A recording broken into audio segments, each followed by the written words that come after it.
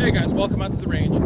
Today I wanted to do a brief video for you to give you a moment of pause and think about if you have the ability to train out in the open, if you have the ability to train on steel, then invest on reactive steel, not just static steel. Static steel has its place for certain types of drills.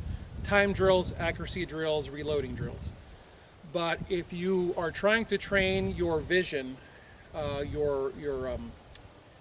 your visual acuity to snap the gun up, find your shot, take your shot, and track the target to the ground, there's no better way to do that than actually having a target that falls to the ground. Case in point, I've got two targets set up here. The first target on the left has legs on it.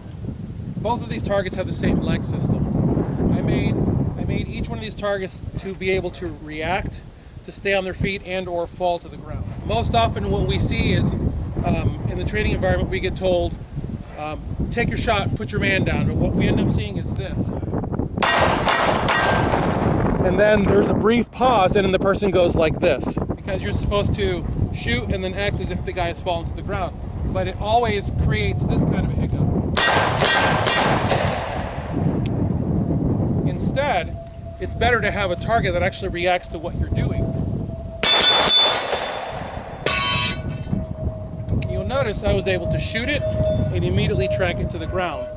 In fact, there are times where I train myself to say, how many more shots can I get as he's falling? Because remember, you never assume that shot 1, 2, 3, 4, 5, or 6 has actually done its job.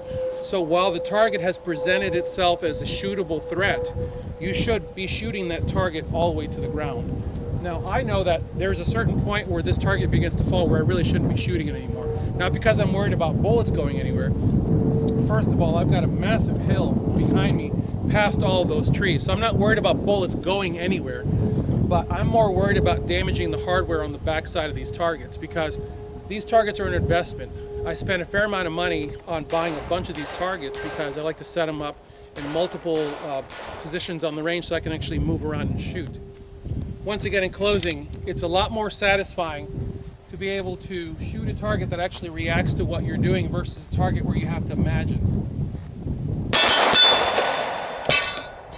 This type of a falling threat really gives you a much more realistic view of what it is to find your shot, take your shot, track the target to the ground, and then do your follow-up check 360 before you put that gun up.